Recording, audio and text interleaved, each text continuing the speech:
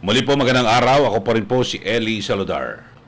Ito po ang iyong kaibigan, former Secretary Jing Paras. Dito po tayo sa programa Iparas kay Paras. Magandang hapon po mga kababayan. At si Ado Paglinawan po ang maestro. Bumabati sa inyo ng isang magandang araw.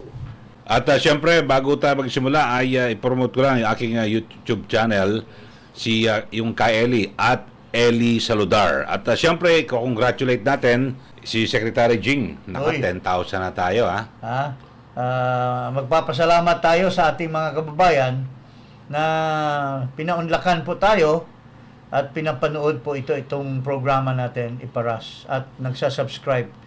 Well, in 3 months time na lumipat tayo from DZXL at tinatag natin itong podcast natin na Iparas kay Paras, there are now 10,000 na nag-subscribe sa amin. At it's an honor and privilege to welcome you all in our program. Okay? Okay, at siyempre ay mainit na pinag-uusapan dito yung sinasabing mukhang nagagamitan daw, no? At yes, ito, yung issue ho ni Mayor Baste at Senator Imee Marcos, kasi, Secretary.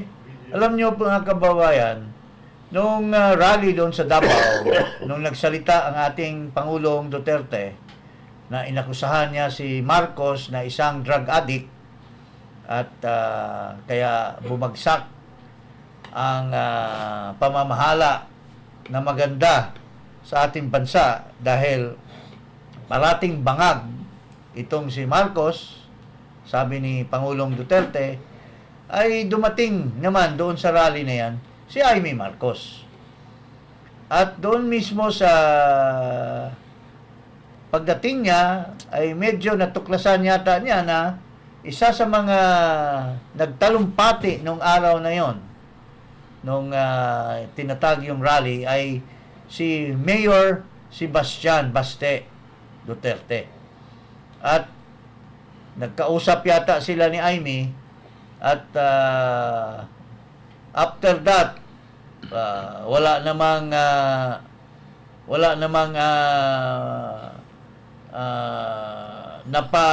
naparating sa publiko na nagsalita si Baste.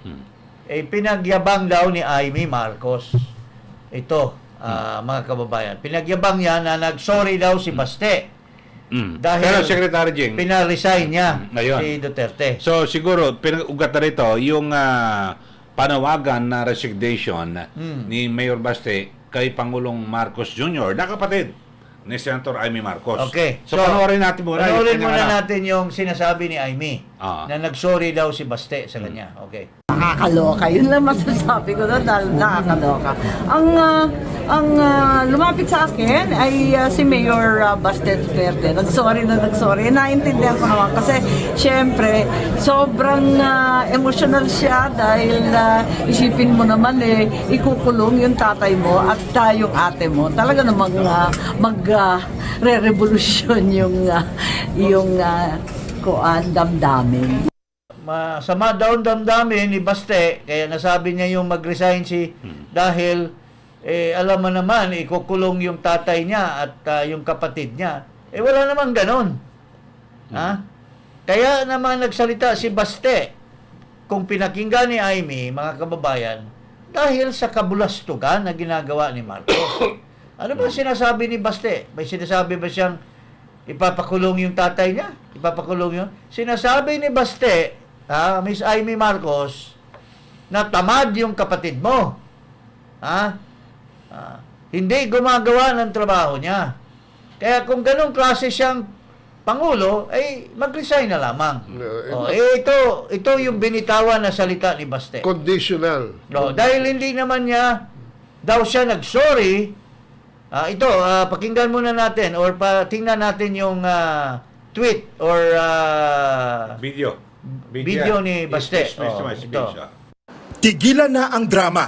Yan ang patutsada ni Davao City Mayor Sebastian Baste Duterte sa ate ni Pangulong Bongbong Marcos na si Senator Imee Marcos. Sa Facebook post ni Mayor Baste kagabi, nilinaw niyang hindi siya humingi ng tawad kay Pangulong Marcos. Kay Senator Imee raw siya nagsorry dahil naawa siya sa senadora at hindi sa mga banat niya kay PBBM. Oh, kita mo, pero yun ang sinabi ni Baste. Pero anong sinasabi ni Imee? Kaya sabi niya, buladera ka, Imee. Ha? Wala akong sinasabi na humingi akong paumanhin or nagsorry ako dahil ang aking tatay ay maikulong or na masama ang damdamin dahil tamad ang kapatid mo. Ha? At in the same light, mga kababayan, dito sa sinasabi ni Baste na bolero or mabola ito si Imee, ang taong bayan din daw ay binubola din ni Imee tungkol dito sa People's Initiative. Yun po ang sinasabi ni Speaker Romualdez. Masama ang loob ni Speaker Romualdez dito kay Imee Marcos, mga kababayan, dahil wala naman daw siyang ginawang kasamaan dito kay Imee. Bakit parati siyang binuboljak? Parati siyang sinisiraan? Ha?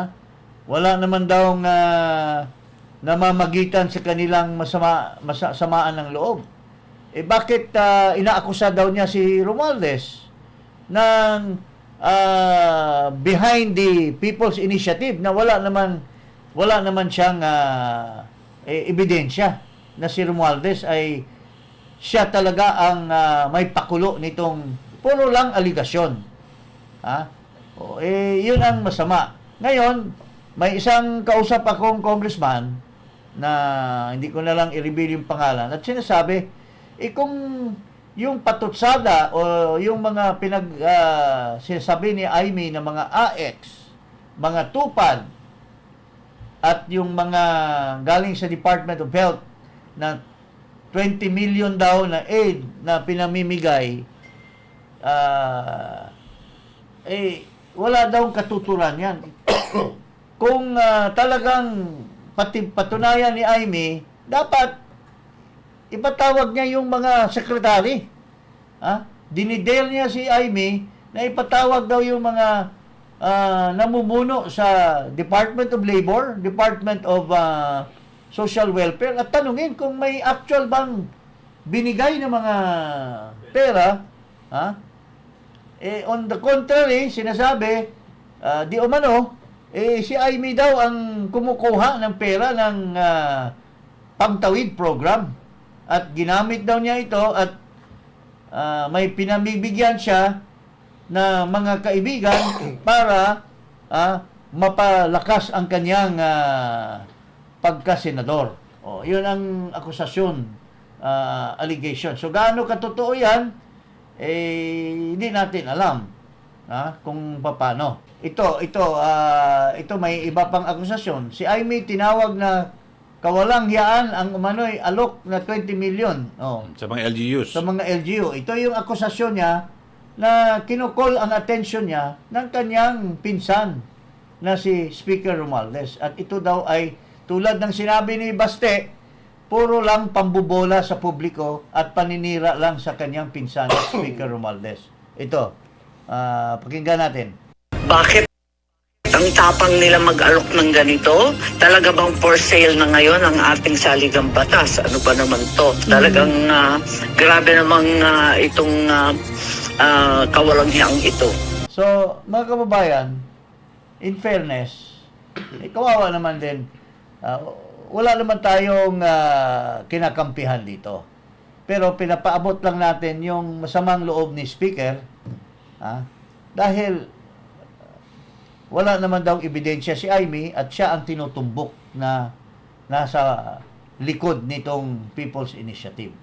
So, hindi naman daw tama yan at walang katuturan lahat itong mga pinagdadaldal ni Imee. And true enough, yun din ang feeling ng mga Duterte, especially Mayor Baste, dito sa sobrang pumapapil ito si Imee. Mga kababayan. At ang nangyayari ngayon, itong People's Initiative, ang sinasabi naman yan ng mga iba, yung bang si Speaker gagalaw ba kung walang mandado kay Marcos? Bakit hindi niya maboljak yung kapatid niya? Ano bang kinakatakot niya? Nagsisuicide na nga siya against sa administration. Panay ang tirada ni Imee sa administration. Bakit hindi niya call ang attention ng kanyang kapatid, who is really the one behind this People's Initiative? Ang sabi ng mga ibang congressmen na kausap ko, hindi naman totoo yung si Speaker talagang niyan. Mayroong talagang behind the Speaker na nag-uutos. At true, At saka yung mga aligasyon the use of executive funds from the DOLE and the DSW and other agencies. Executive funds yan, pwede mong galawin niya na walang collusion with the President. Yun na nga. Oo. Ikaw, partner, Eli, ano mo? Magagalaw ba ni Laguesma yan? Magagalaw ba ni Gatchalian? Ma-dispense ba yan kung walang kasi wala naman sa budget yan. So dapat nagpaalam sila kay Marcos na gagamitin nila yan, di ba? Tsaka dadaan yung sa COA, di ba pwede? Pero siguro ang ginagawa parang pang takip lang yung pangalan yan. Pwede mga ganoon. Pero ang binabanggit mo nga, Secretary Jim, bakit dapat yung kanyang kapatid ng kausapin direkta? Yes. Para matapos na itong gulo kasi sila magkakamag-anak, nagbibirahan, nasa sakripisyo rito ang taong bayan. Meron din akong narinig, di umano, ewan ko kung gaano katotoo ito, hindi daw makalapit ito si Ginang Imee sa Malacanang. Sila yung mga pasok. Oo, dahil noong papunta pa lang sa eleksyon, nung nakadisqualify daw, may habla kay Marcos Jr. na i-disqualify, na pag-isipan daw ni Imee na dapat matuluyan na daw yung disqualification kasi siya daw pala ang may gustong maging Pangulo. At ito po ay sinasabi, di umano, na nakipag-usap daw siya sa kampo ng administration noon na instead na si Sara Duterte ang maging Vice President, si Bongo. At ino-offer niya na kung siya ang maging presidente, yung mga kabinete na gusto sa administration ni PRRD ay ilalagay niya. So, natuklasan daw ito, di umano. Ito, galing lang sa isang member ng Congress na nag-usap sa akin, nakipag-usap sa akin. At syempre, this was told in confidence, syempre. Pero para sa akin, these are just hearsay at marites lang din naman. Kaya yun daw ang reason na masama ang loob na nanalo si Bongbong at hindi siya maganda ang kanilang relasyon at lalo na doon sa may bahay ni BBM. So yun daw ang isang rason dahil nag-ambisyon pala si Imee na maging Pangulo at pinipray niya daw na di umano na ma-disqualify si BBM. Yun ang aligasyon. Gaano yan katotoo, hindi natin po alam. Okay, so yun yung mga marites. Mga marites, Okay, at samantala, may binabanggit din si Senator Imee Marcos na hindi niya raw papayagan sa ilalim ng kanyang kapatid na administrasyon na yung legasiya ng kanyang ama masira. At dito sinasabi niya na yung Romualdez naman, hindi naman Marcos yan ito, Para natin. Believe that your brother, the president, is not behind the People's Initiative. He is not giving the speaker the go signal for this. Yes, I think there is a go signal for the economic provisions. And of course, the Senate will go out and do its very best as per agreement earlier in January. However, they carried on and started restarted with the collection of signatures. It's very, very difficult to work when trust is no longer there. So, inamin niya. Pero medyo nilihis niya. Tinanong siya ni Karen, aren't you doubting the fact that the speaker, your brother must be behind the People's Initiative? Well, sabi niya, it may be true, but biglang nilihis niya na on the economic conditions, o on the economic provisions. So, Tapos, pinagtakpan kagad. Tinakpan niya kagad. Ito rin yung sinasabi ng mga loyalist or mga ng Pangulong Duterte na ano ba talagang purpose ni Imee? Bakit siya lapit ng lapit dito sa grupo ni Duterte? Unang-una, to be blunt about it, Duterte is not part of the unity team. Di ba? Sinasabi nila, nagiba na daw yung unity. Well, correction, Duterte is not part of the unity. He never supported the unity team. Si dating Pangulong Duterte. Yeah, si PRRD. Ayun. Kasi yung batang Duterte. Duterte. Sinasabi, Duterte, parang part si President Rodrigo Duterte ng unity team. At ngayon daw nabuwag. Well, in the first place, that's not true. Duterte was even saying that Marcos was a weak leader, that Marcos is involved in drug. Sinasabi na niya yan nung campaign pa. So, he was never part of the unity team. And in fact, to be blunt about it, with his rally and his speeches, it would seem that the opposition is now led by President Rodrigo Duterte. So, sinasabi ng mga nakapaligid kay Duterte, yung mga people that I know, bakit pa ito lapit ng lapit si Imee? Ano bang purpose niya? Is he really for the Duterte or is just merely protecting his brother para alam ni Imee yung mga moves ng mga opposition led by Duterte? Yun ang mga hinaing ng mga people around those who are really loyal to President Rodrigo Roa Duterte. Kasi madalas na iniisip ng marami na kapatid niya, medyo binibira niya, pero blood is thicker than water Yes. Kaya parang pinaghinalaan. So, Just to do better. that goes without saying. Yun ang bottom line ng sinasabi ni Baste Duterte na ginagamit mo kami. Patutsada ka ng patutsada, pambubola ng pambubola ka, pero wala ka naman talagang resolve to really be with us. Ang purpose mo lang ay ma-preserve yung leadership ng kapatid mo. That's why you are trying to bring these two together. Which brings us to somebody else na out of the blue, biglang gusto na naman pumapel. Ito, si ex-Senator Honasan. Ito, pakinggan natin ito. Si ex-Senator Honasan. On social media site X, Honasan said the effects of a divided society, people, and armed forces are unacceptable to every Filipino, considering the current global political issues that Filipinos must face with a united front. Honasan also appealing to President Marcos and former President Duterte to talk things out.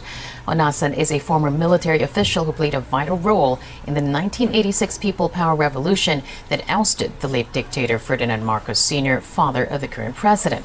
Honasan also led a series of failed coup attempts during the administration of the late President Cory Aquino. So, ito si Gringo, bigla na lang sumipot at bigla na lang gustong mamagitan. Gustong mamamagitan, gustong pumapel. Nakisawsaw. Alam mo, paring Gringo, matagal na tayo magkasama, kay FPJ pa, magkasama na tayo, at even before that,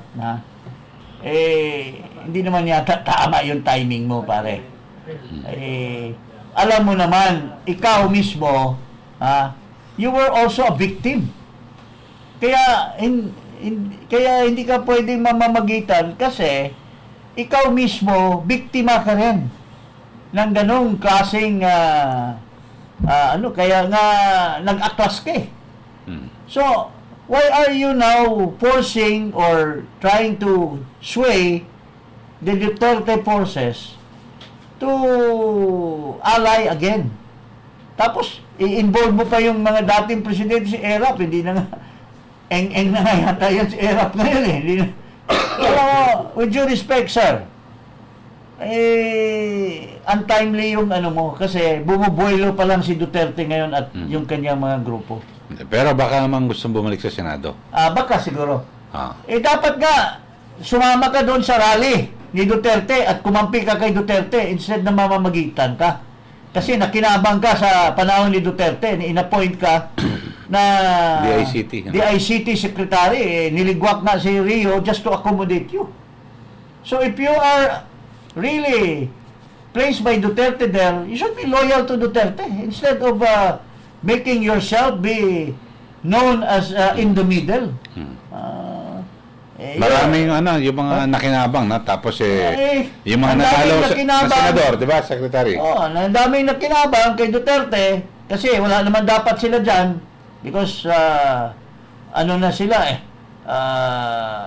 retired na at saka tired na Pero dahil sa mga bulong-bulong pare, ilagay mo si Gringo dyan, ilagay mo boss.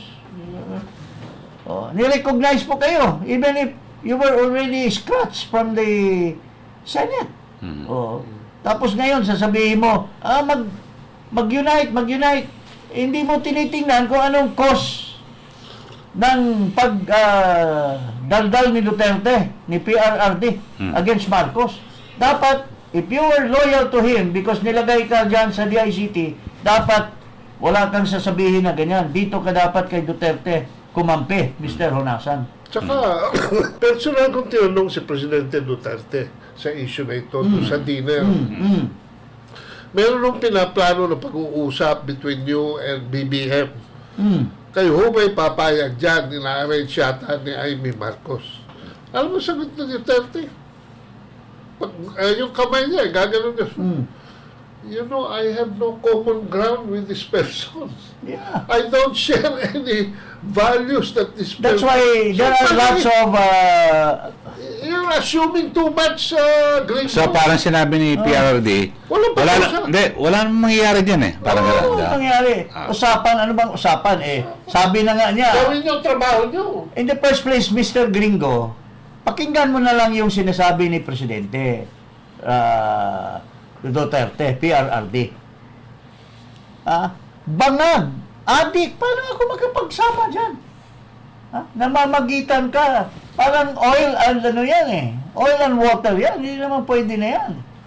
There must be an end result to this. And in the first place, Duterte, Rodrigo, and McCoy Jr. are not allies in politics. Si Sara, ally ni Bongbong, kasi unity sila. Duterte, Rodrigo, is never an ally of Marcos in anything here. Correct. Kaya wala pag-uusapan. And I think right now, yung mga pinagdadaldal nila, Hidaria, nila, kung sino-sino pa yung mga nagdadaldal na hindi nag-iisip, nagpipresenta, bakit daw na-break yung unity at ganito daw, Duterte has never been part of the unity ticket or the unified Marcos-Sara camp.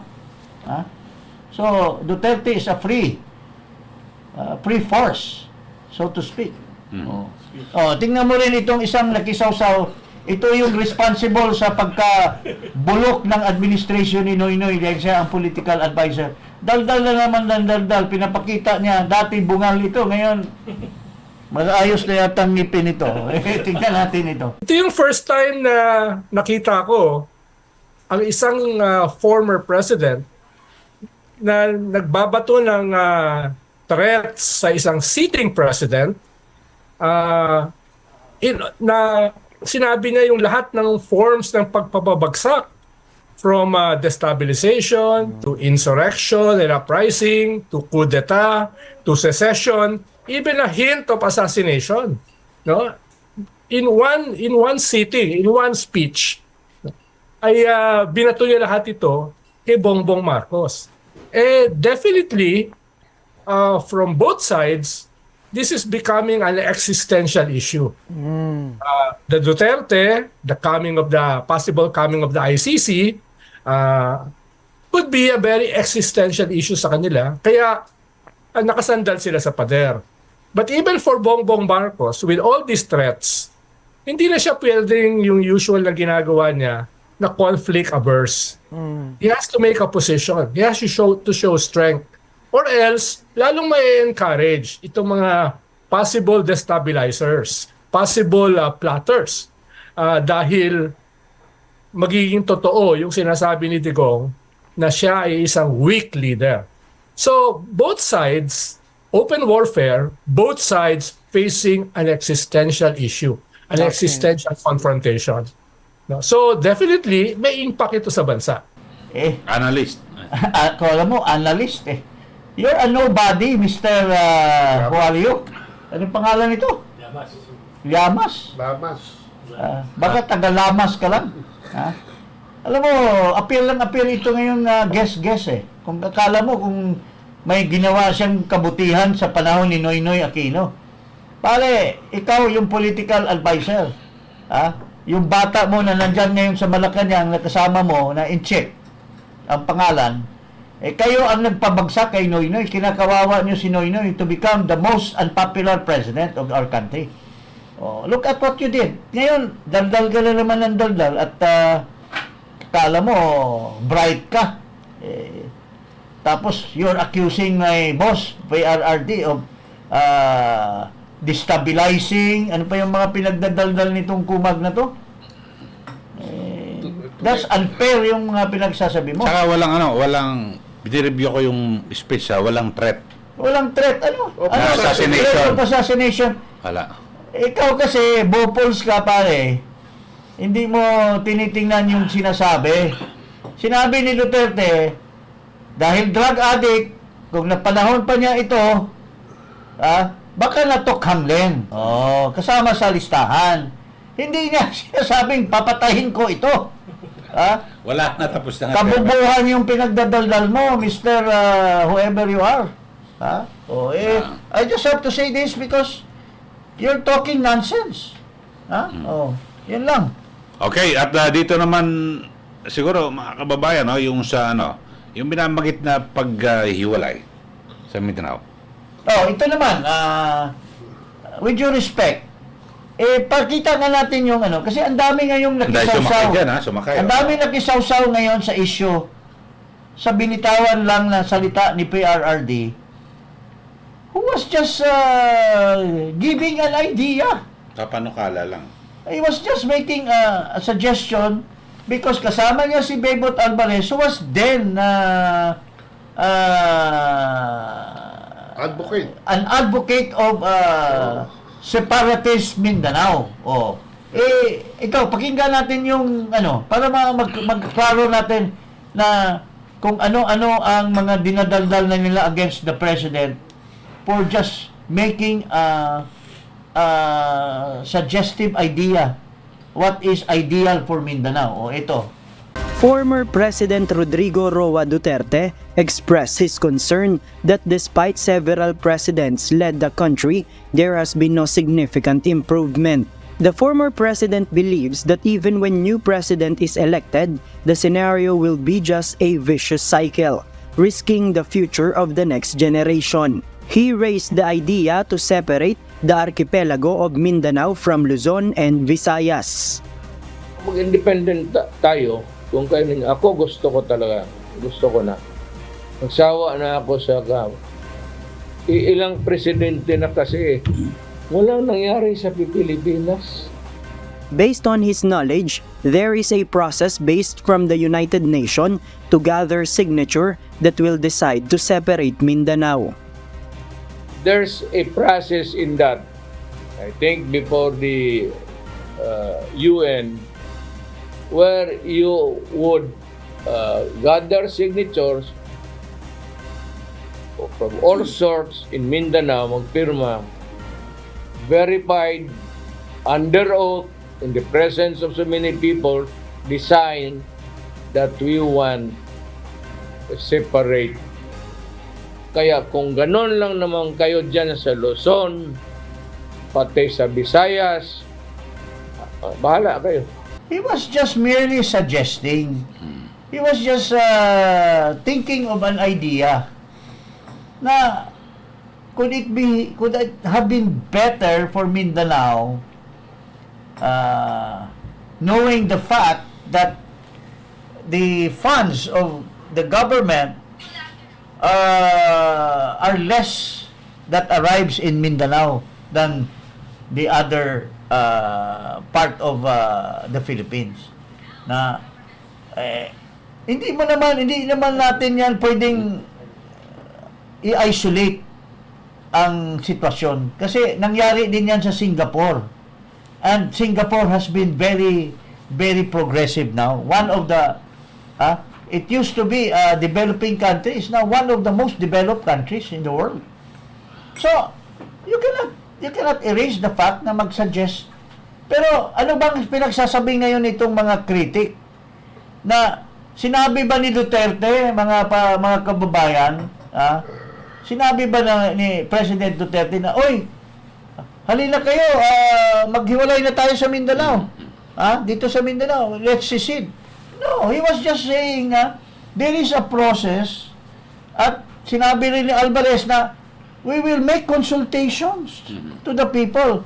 Pero look at this, itong a certain attorney Neri, a certain attorney so and so, and mayroon pang isang attorney na binabanatan ni Banat Bay na bobong attorney, take to sa bar, na kung ano-anong dinadaldal na sedition daw yung sinasabi ni PRRD, hindi nagbabasa ng revised penal code he was just merely making a suggestion. Kaya nga may binabanggit, magkakaroon pa ng signature campaign Oo. Pa-aprobahan sa tao.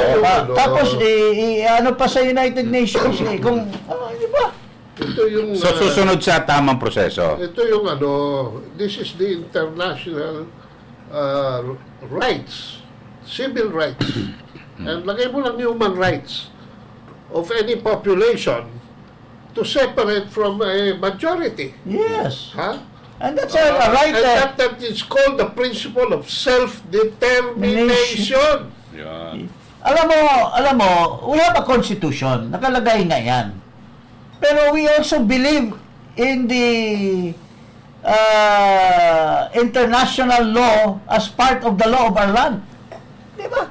These are principles of international law that people may claim independence from their mother country. Ang kabyat dyan, Secretary, is walang violence, dapat. Wala, It has to follow a procedure. Ayan. Yeah, but malayo na yan. Ang sinabi lang sinabi lang naman niya na sa dami ng pobre pa rin, kulang pa rin ang resources na binibigay sa Mindanao. Tsaka itong mga barn nagsasalita, bakit ba? Sino bang nagtayo sa inyo? Di ba sa panahon ni Duterte naging reality yung barn? Do you really think Duterte will go against something that he created? Di ba? Alam mo, yun ang problema. Tapos biglang itong nakisawsaw din itong si Acorda at saka si Anyo. Pakinggan na natin ito si Acorda. More officials reject Mindanao secession. Defense Chodoro, Gilbert Chodoro, and PNP Acorda on Monday echoed the earlier remarks of other officials against former President Rodrigo Duterte's call for Mindanao secession. Acorda warned this will only entail chaos. Itong isa pang kulukoy na ito Kung Paano magkakakayos yung kung paano magkakayos dadali sa kampanya? Magko-consultation na. Idea pa lang ito At saka, bakit mga officials ba yung yung magpipirma diyan? Mga officials ba yung magsusupport diyan? It's the people. Whether there are officials who are going for it or not, it will always be the people, yung mga supporters ng mga opisyal na yan. Ang glaring rason dyan is, as we speak, 1 linggo na ang baha at ulan at landslide sa Mindanao. Nasaan ang Pangulo? Nandoon sa party niya sa Lasal. Siguro 1 week na. Diyos Mario, di ba si PRRD umuwi galing Russia? Di ba? Pinutol yung trip niya, umuwi. Ito, nandito lang sa Pilipinas, hindi pa mabisita. My goodness. Reunion naman, mas importante naman yung may mga pera kaysa mga mahirap. May mga pera yung mga kasama niya sa mga Lasalians malay natin, baka nag-enjoy siya na naman sa pagiging bangag.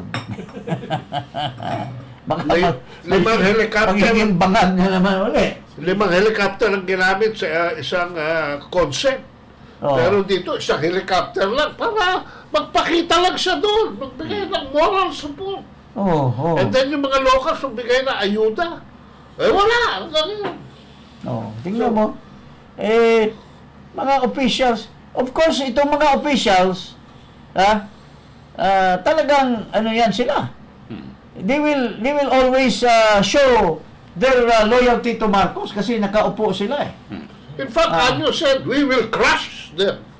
Pakita natin itong traidor na We will crush them. traidor na opisyal na ito na inalagaan ni Duterte ng gusto, nagka-COVID ng ilang beses, tapos ngayon, he will crush daw. Andaraw, gamitan ng puwersa. Itong NSA, na dating DILG secretary na inalagaan ni PRRD, anong sinasabi nitong kulukoy na ito ngayon? Mr. Anyo, bakit naman ginaganon mo yung hindi mo naman pinakinggan yung suggestion lang naman ni Presidente, tapos nag-issue ka pa ng Ito ang binabanggit niya. Sabi po ni National Secretary Advisor Eduardo Anyo warned that the government will not hesitate to use its authority and the forces to quell and stop all attempts to dismember the republic. As the military chief also reminded troops that there is only one Philippines. Ito'y kaugnay ng panukala. Alam natin yan. Hindi ka naman nagbabasa, hindi ka naman nag-iisip Kala ko, idol kita dati kasi tingin ko ikaw yung medyo bright ng konti ng cabinet ni Duterte. Pero, alam mo, look at the body language and the statement of PRRD. Dapat nga, pakinggan mong mabuti dahil dati mong boss yan at inalagaan ka niyan, Anyo Ano bang sinabi niya? It is an idea. May sinabi ba si Pangulo na, uy, kayo, mga Mindanaoan, mag-ano na tayo? Sama-sama tayo. Sama-sama na tayo at magsisid tayo. Bakit mo tatakutin? Porque nandyan ka nagkaupo. After pinakinabangan mo si Duterte, ganyan ka na magsalita. Hindi naman tama yung ginagawa mo. With due respect, wala ka namang sinasabing magsisid Pag-aralan, mag-consultation. May proseso At saka, karapatan ng bawat being a human being of the world. Karapatan ng every citizen of every country na mag-isip ng independence. What if they are being abused? They are being not treated well by their government. By their government. they are entitled to seek their own future. No, tapos ika-crush mo sila just because karapatan ng tao yan, human rights, and that is recognized by an international law, that is recognized by our constitution. Hindi naman tama yan, sir. Ha? Ikaw paring Ado, anong masasabi mo dyan sa anyo na yan? Abay, ako nakikinig na sa takot dito kay Anyo eh.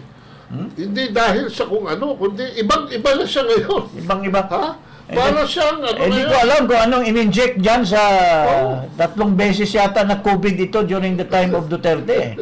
Ewan ko kung anong vaccine ang Hindi ko maintindihan kung saan hindi na nakakilala ng dating amo. Hindi na nakakilala ng respect and loyalty to the former boss. Pero siguro, Secretary Jing, hindi na issue loyalty. Basahin mo lang mabuti kung anong sinabi. Basahin lang dapat. Sila okay na. Ang daming kasing sumakay na kasi chismis lang na magsisisyo na, chismis lang, tapos kung ano nang binitawan dahil may poder kayo na nasa military kayo at you will crush every Filipino. Kayabangan naman yan masyado, sir. Okay, at isa rin dito, no, yung sa PDEA Drug Watch List. Hindi pa natinag na sinasabi na ni Duterte, ano bang action yan dapat? Siyempre, sasabihin niya na wala. Kasi, siyempre, yung amo niya, yun ang susundin niya. Pero, lalo pang nagsipsip itong taga-PDEA. Ito, pakinggan mo. We would like to read the agency statement in regard to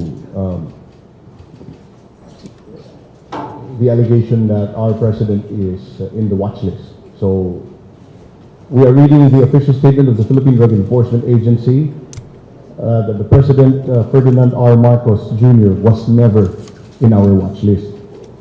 The Philippine Drug Enforcement Agency categorically states that President Ferdinand Romualdez Marcos Jr. is not in its watch list, contrary to the statement of former President Rodrigo Duterte, claiming that, and we quote, when he was the mayor of Davao, he was shown evidence by PDEA that in the list, the name of the president was there. End of quote. Former President Duterte was mayor of Davao from 1988 to 1998, from 2001 to 2010, then 2013 to 2016. PDEA, on the other hand, was activated on July 30 of 2002. When the agency was activated, it established its National Drug Information System, or NDIS, which is still in existence today. Ay nako, kasipsipan naman yan. Baka promoted ka na sa pagdidiin mo ng issue na yan, kung sino ka man, Mr. PDEA. Sir, 2000 to 2006 mayor si Duterte. Ang PDEA existing na. So, maraming mga officials na nakakaalam ng watch list. Or mga nasa drug list. But palakasan yan eh. Maski mayroong report, pwede namang alisin eh. Di ba? Kung may nakabulong, mayroong nga sinabi na nakiusap nga daw si Ginang Imee Marcos na wag na lang ilabas. Di ba? So, wag na naman nating idiin yon kasi obvious naman, mga PDEA people, obvious naman na talaga namang gumagalaw kayo kasi ang boss nyo ngayon si Macoy Jr. na. What if magbago ang ihip ng hangin? Magsisinungaling na naman kayo uli. Hindi, gagayahin at ilalabas nyo na naman yung ano. Paring Eli, anong masasabi mo? Si Onyaten. Ay, nakalimutan ko. Paring ano masasabi mo? 2002 yung database list eh. Mayor na ng 1988 pa si Duterte. So, malayo. Hindi lang yun. Maniniwala pa ako sa inyo kung lahat kayo dyan up to the 3rd level of management ng PDEA will swear in affidavit that Bongbong Marcos is not a drug addict. I-swear niya yan. Para in Pag fact, lumabas yung pulburon video, mukha kayong ngak-ngak lahat. naalala mo ba paring Ado?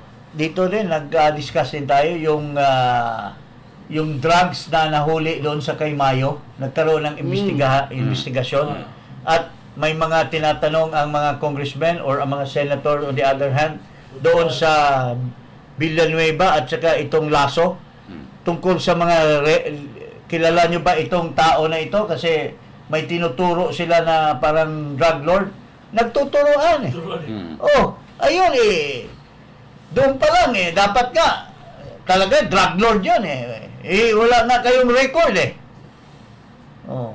so it's possible that you don't have records over drug lords but you may have records over other people. Pati si Bato nagsalita, wala raw siya. Paano naman siya magsalita? PNP siya, PDEA yung Dapat ganun dapat hindi na siya nagdadaldal. Hindi sana sinabi niya, tanong niyo sa PDEA, wala akong alam niya, tapos. Lang naman So, yun lang mga pababayan. I mean, ito po, we are neutral in our, pinapakinggan namin si Speaker Romualdez, pinapakinggan namin si Imee Marcos, nagko-comment tayo, pinapakinggan natin si Marcos sa mga dinadaldal niya, kaso walang redeeming quality itong presidente natin. Walang take-home message. Pero sa bagong Pilipinas, wala na rin kanyang mga siraan. Nasaan ba yun? Sa next topic ba yun?